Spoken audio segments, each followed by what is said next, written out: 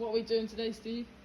Well, it's Saturday, and I kind of thought, what better way to spend use of our time than by pulling the old engine out and putting the new engine in.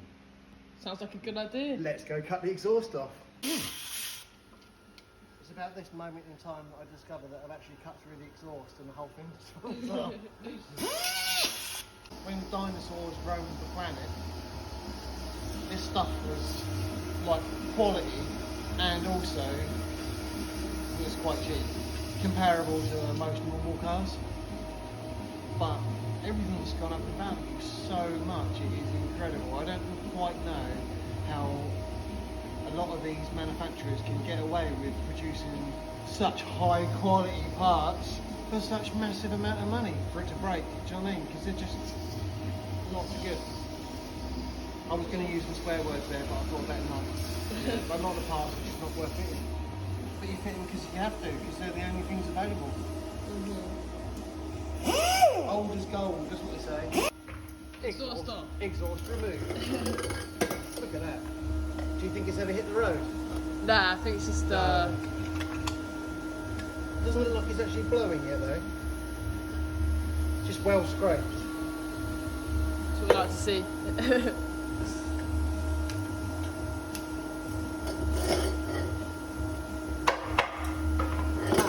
That's warm. You're going to need a gasket there as well. Okay. Next, the engine removal.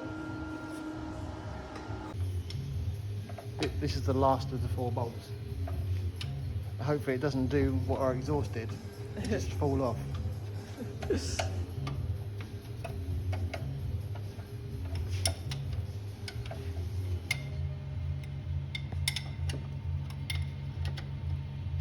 This is the point in which you've got to watch your crack.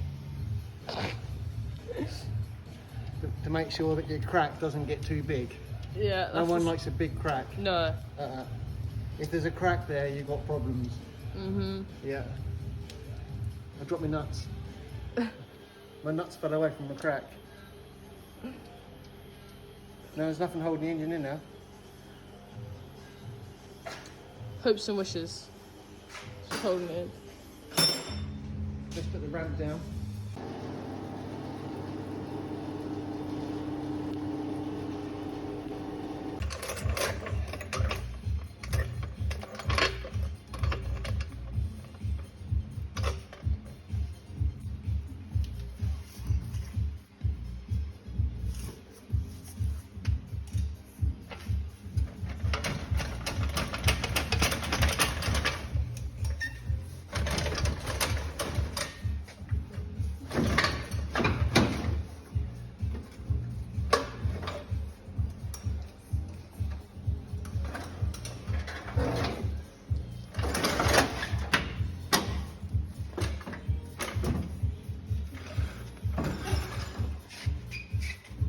And it's out.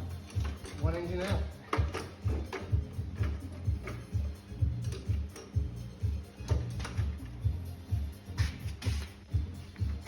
Needs a rebuild. What we had with this engine, when we started it from cold, we had a grumble. You'd get like a low noise, which just shouldn't be there.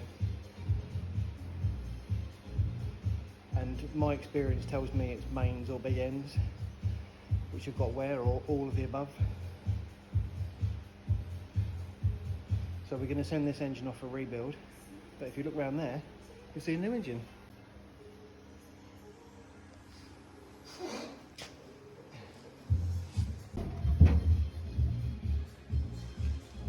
This little clip here is supposed to be here to support this release bearing. That's what holds it in. So we're going to need to put that back in, and we're going to need to take the clutch off of the back. This actually looks pretty new. We're going to take the clutch off the back of this engine and transfer it over onto the new one, because next weekend, do you know what it is next weekend? Yeah. It is Showtime. Cafe Nation. Now, I've never been to Cafe Nation, but this bus has got to go to Surrey, I think. That'll be the furthest it's ever driven. well, not in its whole life because it came from California, so it probably drove around a bit more than that, but certainly for a good 10 years it's never been that far. And that does worry me. And it'd be nice to get these systems in place. Up here is a new pressure regulator, because we're going to run with a electric fuel pump, which I fitted up underneath the back end of the seat, effectively on underneath of the van here near the gearbox, and I put it on rubber bobbins, thinking that maybe the buzzing noise from the fuel pump won't be transmitted to the vehicle, otherwise it would drive you mad sitting in the back. And then we're going to run a microprocessor which will cut the fuel pump in case we have a crash, or in case we have to, in case the engine stalls and we forget to turn ignition off, it will cut the fuel pump off. And that's also, I've mounted that underneath the seat as well. So yeah, but let's give this a bit of a clean up. Let's swap the clutch over and move forward.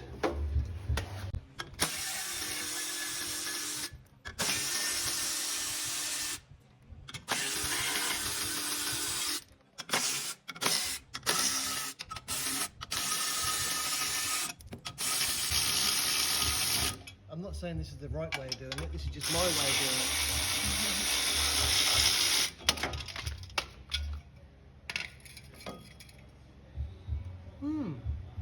Doesn't look that old.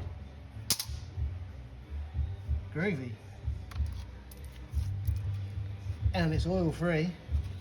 I mean, this has been a good engine, it's just I'm scared of what's to come. So we'll do something about it before it blows up. No one wants to break down in their lawnmower on the way back from an event, do they? No. It's not very fun breaking down in the fridge. No. Now then. Let's see if this clutch fits a new engine, shall we? Yeah. Or to see whether we're going to have to buy a new one. Inside here, with my fuzzy tool, which is a technical word for a fuzzy tool. What fuzzy tool have you Yeah, got? it's well, that's an impertinent question, really. Don't ask another man what his fuzzy tool is. That'd be like trade secrets are gone. So we'll use my fuzzy and we'll buzz this up. Yeah. Okay, let's move this engine out of the way. What are we doing now? Well, this lump is in the way, so I kind of figured that. Which lump? That one or that one? Both. We'll use this lump to move this lump. Yeah. Let's see if she goes, shall we? We've got battery, that's good. That's what we like.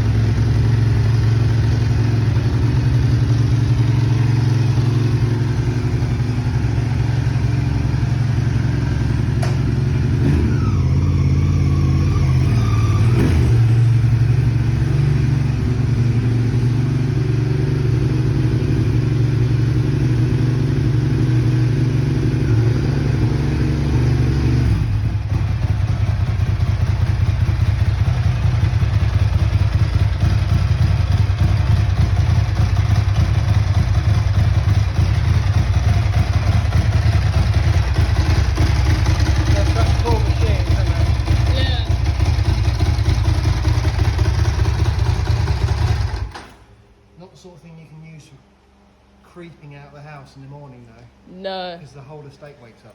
Especially when it has a little bit of a pop and a bang. It has been known to backfire.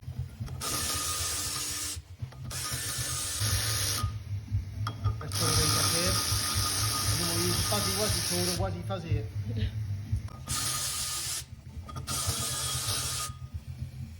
I have to thank a good friend of mine for lending us this engine, which is something that he's had a good look over it and made sure that all is well. So I'm fairly confident that we're going to put this in, and I'm fairly confident this should take us where we need to go and bring us back again. Yes. That's like. Yeah. Let's make with the fuzzy wuzzy. We're just going to clean this surface up. This clutch surface here needs not be shiny. It needs to be just a little bit, you know, just a little bit clean and just maybe just a little bit rough.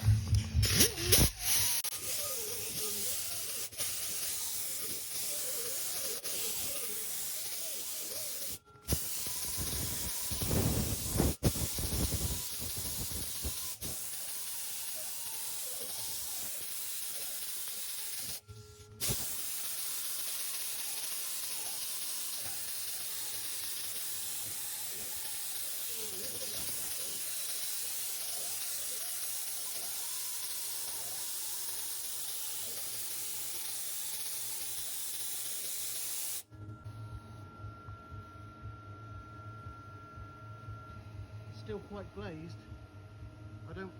If it's glazed like this, what will happen is the clutch plate will slip when we put it under a lot of load. Typically, you know, twin carbs, a full van, 3 or 4 people, plus our luggage for the day, is going to be quite heavy. Maybe going over a big bridge on the way to London. And you know, I don't want to be slipping the clutch. And this is actually real smooth, like too smooth. I think what we're going to do is we're going to take this wallet disc off here, and we're going to put a small sanding disc on, just so we can get this a little bit rougher. So I'm happy. I'll be right back. 3 hours later.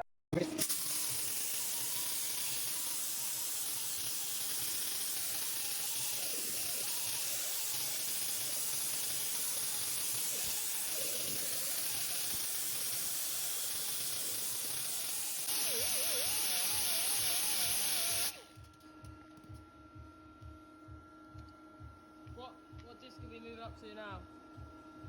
There's nothing on it. Oh. I don't know.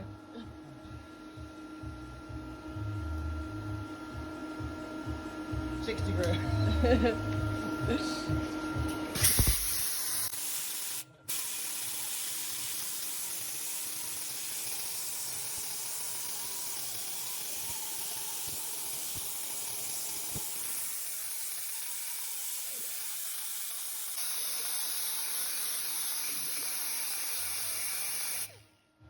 That's quite rough. Yeah, you can see it. You can probably see it. Pattern. Yeah. Don't know if it comes up on camera. But if you actually rub it, it's not. It feels Well, smooth it's still. pretty slippery, yeah. Yeah. You're trying to get some grip into that. I'm concerned.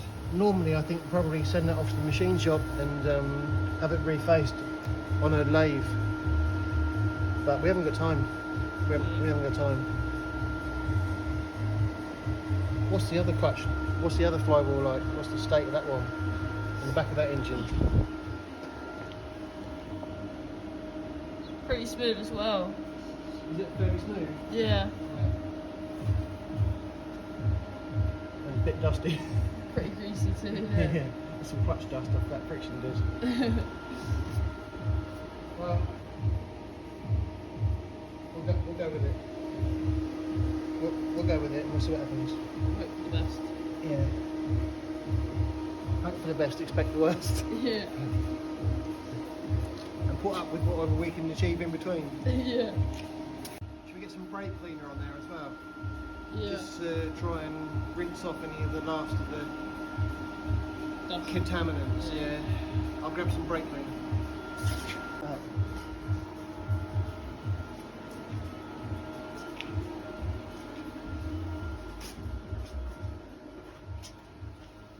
I think we're going to paint this yellow, so it's like a yellow brick road.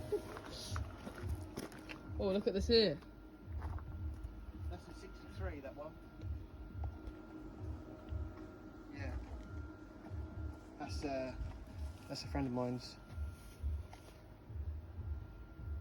Right, we're getting distracted, right? We are getting distracted. Carry on going.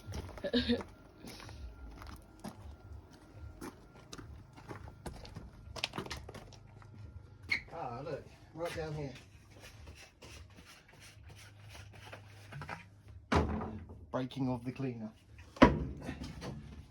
Breaking of the cleaner. Let's get some of this on here.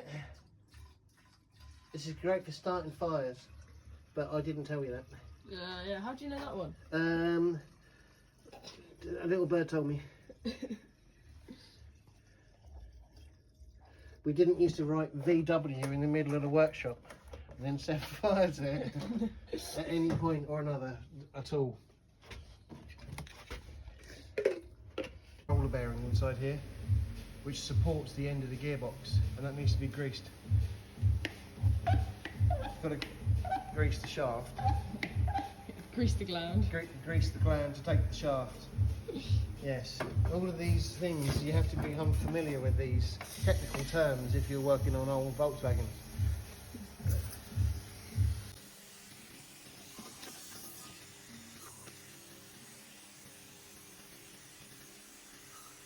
Let's give that a blow down. Little blow on the nut. Yeah, you might want to turn the other way because it's going to get.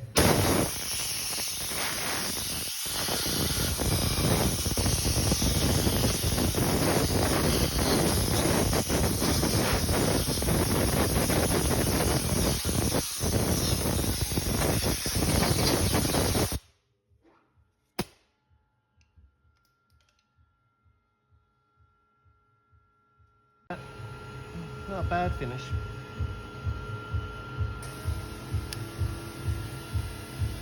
Can you see the little bearing inside there? Yeah. Yeah. So if the camera can though. No. Just a couple little bearings. So that bearing inside there is where that shaft on the gearbox, which is called the gearbox input shaft, slides into. And that bearing supports that input shaft from wobbling around. So we just need to make sure that the needle rollers have just got a little bit of grease on them inside here, just to stop them getting, just to keep them running smoothly. Today's sponsor is Mintech. No, it's not really. We haven't got any sponsors. But this stuff is really good for brakes. And as it happens, needle roller bearings. Feel free to sponsor us if you want to though. Yeah, you can sponsor us if you want to. Any sponsors welcome. We're not desperate or anything. No, we're not desperate. No, we're not desperate. Please. Please! Yeah, no, Please, just any- asking. This would be like earwax there. Oh, do you know? Reminds me of a girl. Anyway, that's another story. It was a long time ago. Her name was Alice. Who that is Alice? I don't know. Now you're just talking squid. For no reason.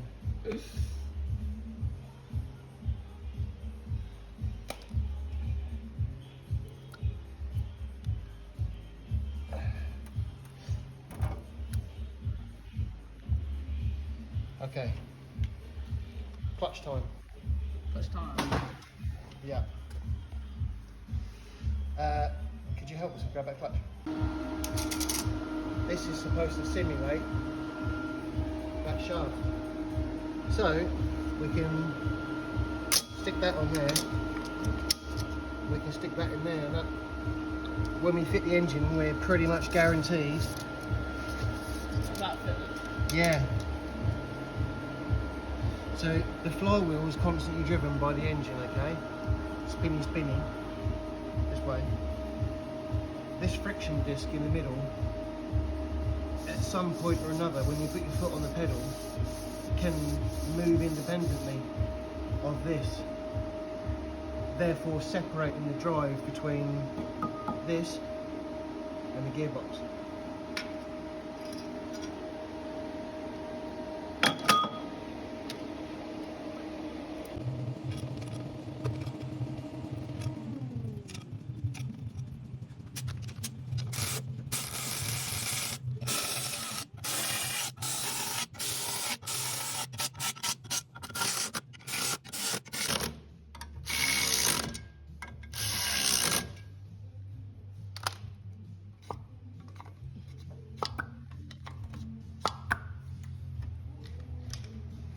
Now we need to torque them up.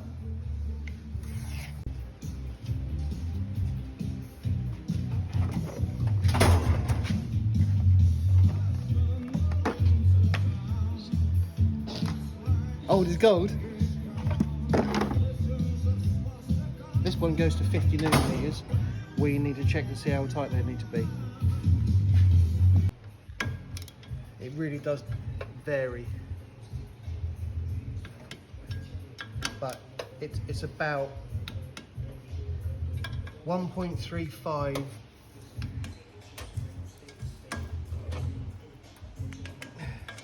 to go from pound foot to newton meters, which works out just a little shy of 40 newton meters. That's fine, we're good. Clutch fitted. Good luck. And I need it. Yeah. It will with your driving. My driver. I thought you were driving back from Surrey. No. I drive there, you drive back. That was the deal. That was not the deal. I remember that being the deal. That was not the deal. I'm an old man, so I'm gonna go in the back and I'm gonna go sleep.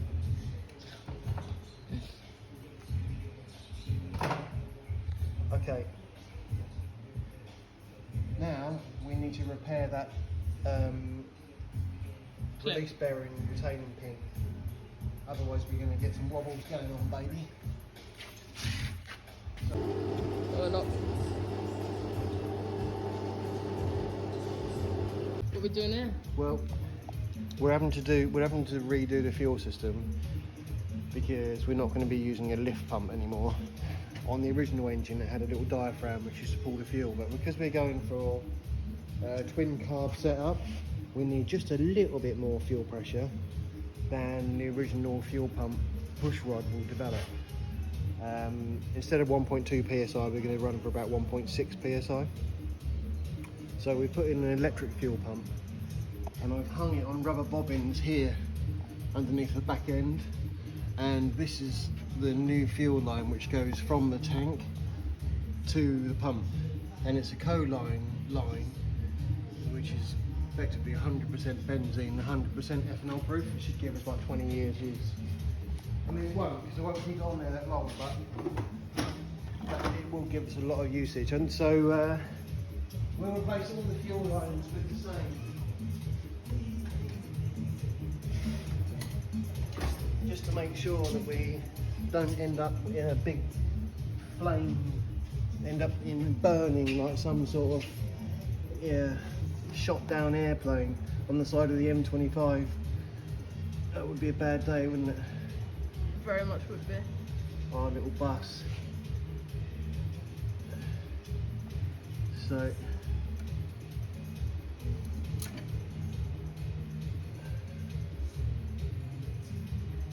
these little lemon clips just squash.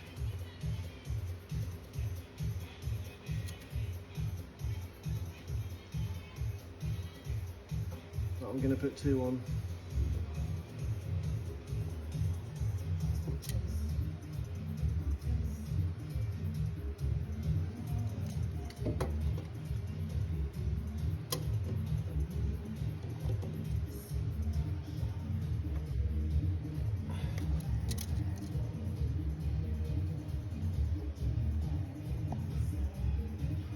And then we use the old pull test to see whether we can pull it off again, and I can't, which is good. So, out the other side of the fuel pump, we need to run a fuel line, which needs to go up to that fuel pressure regulator up there. So we need to go from the pump up to the fuel pressure regulator. And hopefully this might be long enough. Let's just have a quick lookie. We'll run it across here. It's almost like I've pre-planned this, isn't it? Yeah, almost like that. Almost like I'd pre-planned it. Just getting this fuel line sorted. This is the other end of this is the pump. But we need to get to that pressure regulator up there, so I'm just modifying the body to take the fuel line. I shouldn't probably have a drill. I'm dangerous with a drill. Now we need probably a 14 mil or something. 13 mil.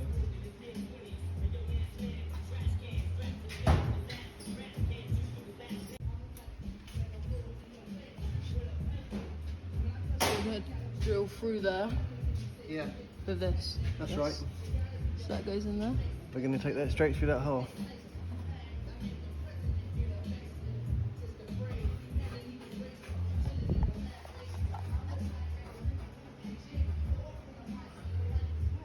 Now the problem is that that fuel line is going to rub and could potentially end up the movement of the van ends up slicing through the side of the pipe. So I think probably we're going to have to make that hole really big and then put a rubber grommet on it and then pass this through the rubber grommet. Yeah. Okay. Sounds like a good idea.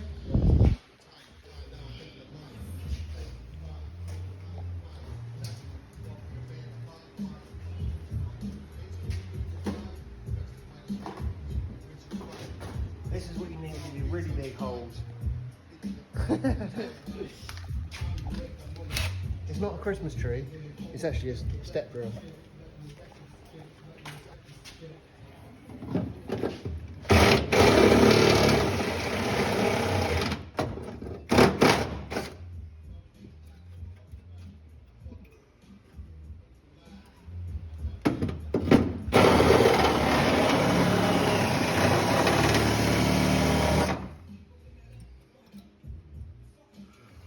We'll drop that down and we'll do a bit from the top. What's happening here? To secure the fuel line, because once the engine's in, this hot exhaust is going to be right above it, and I just need to make sure it's out of the way. It's just a perfect opportunity now the engine's out to get it in a perfect place, which you don't ever get when the engine's in. I mean, you shouldn't have to come back to this.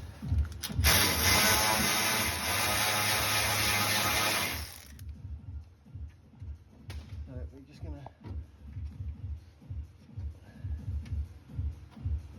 put that there like that.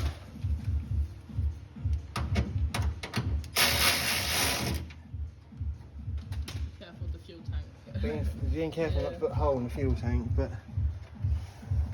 we've got a little loop of pipe, so it's not tight, and we've put a grommet in here, right here. And we've got co-line fuel line with double lemon clips onto the back of that, and it comes round. It's fixed to the top of the bulkhead on its factory clips, and then it comes round and goes to the fuel pump this side. I'll get out of the way so you can see it.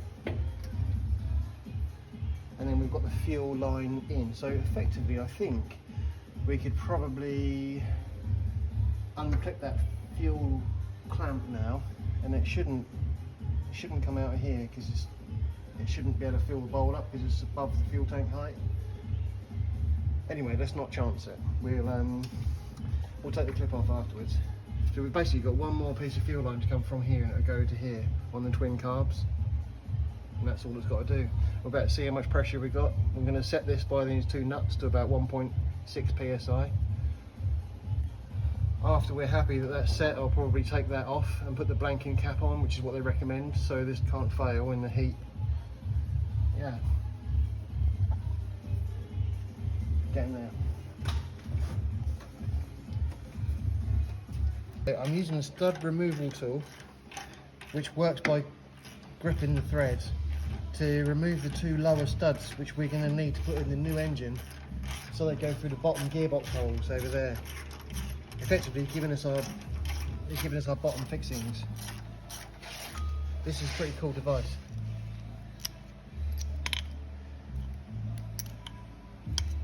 It's got a pair of ratchets inside it, yeah.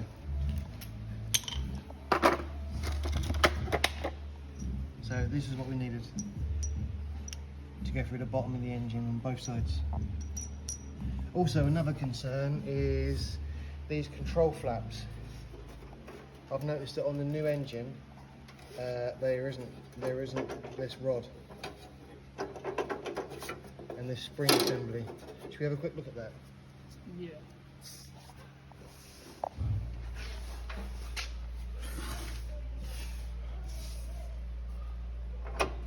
Oh. Effectively, they can move anywhere they wish. That's no good. We need to make sure that they're in the open position at very minimum, because we don't want them shut, otherwise we're going to end up with an engine which overheats.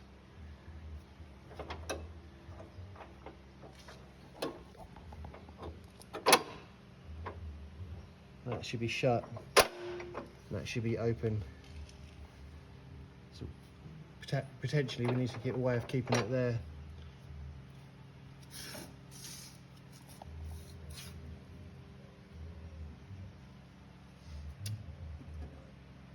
I've also noticed that we've got a bolt missing in the front of the fan housing.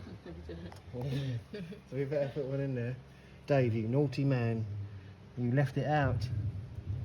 Let's take this off so we can get to that and get the shrouds, get the tin sorted. Finally putting the engine in, are we? You've missed out a bit. Welcome back. We forgot to turn the camera on. Yeah, so we're now just getting the engine in position, slowly.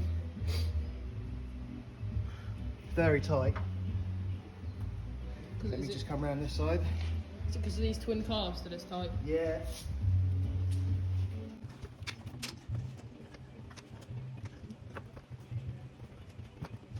Down a bit. No good.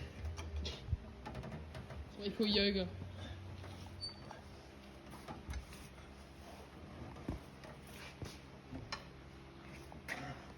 Is it finally in place? We are in. It was a bit of a mission. Did it take a little while? Yeah, it just took 5 minutes or so.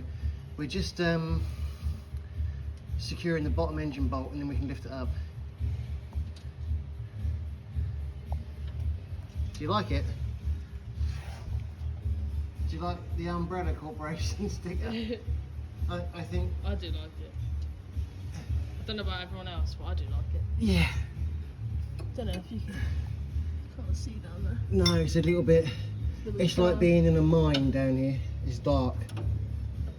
I was going to bring my pet parrot with me, make sure I wasn't going to get gassed, but I thought I'd be out before that point.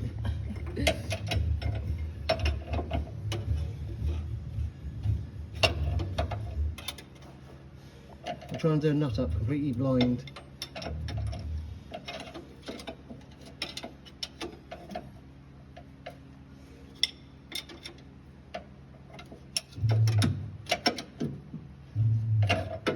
And the engine is in. Let's get these two tightened up.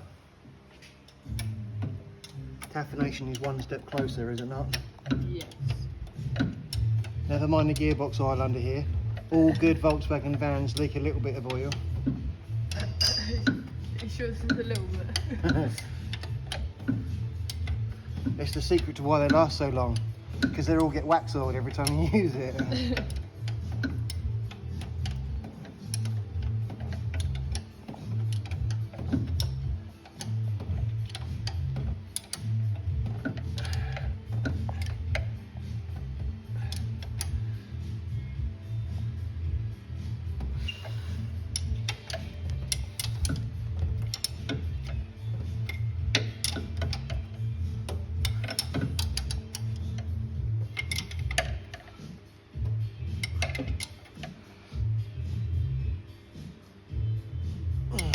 Okay. 2 top bolts left to do. Looking pretty good though. Sweet. I'm happy. I'm smiling. I always smile on the inside, not the outside. That's what your mum says anyway.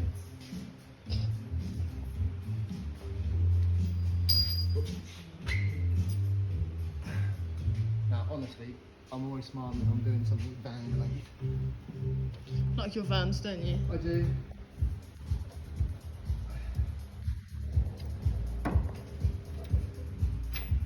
Just as well for other people. I like their vans as well. I can help them. But not the weekends.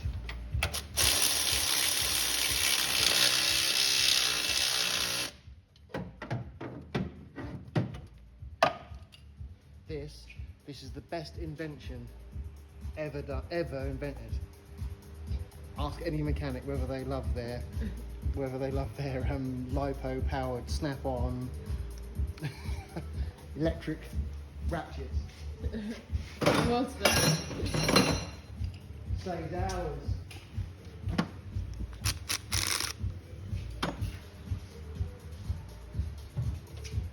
But we're just going to make sure it's tight by giving it a little bit of a... Double check over. Yeah, with a breaker bar.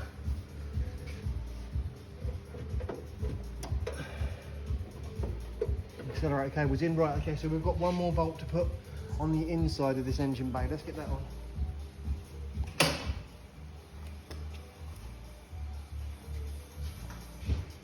If you could drop it down for us, I'll get in there and get it on. Oh, actually, hang on. I'll just push it through.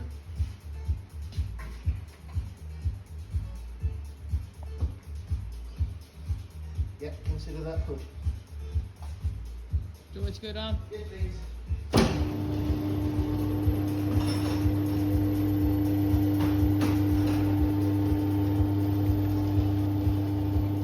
What have you done? Well, it's in. It's in. Magic. Bumpers on, rear panels in, Day one completed. day one completed. It's basically there. We've got some wiring stuff left. We've got some wiring stuff left to do.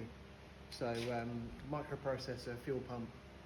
That's about it really. We're going to extend some wires for the pressure switch, for the oil pressure switch, and for the alternator. And that's it.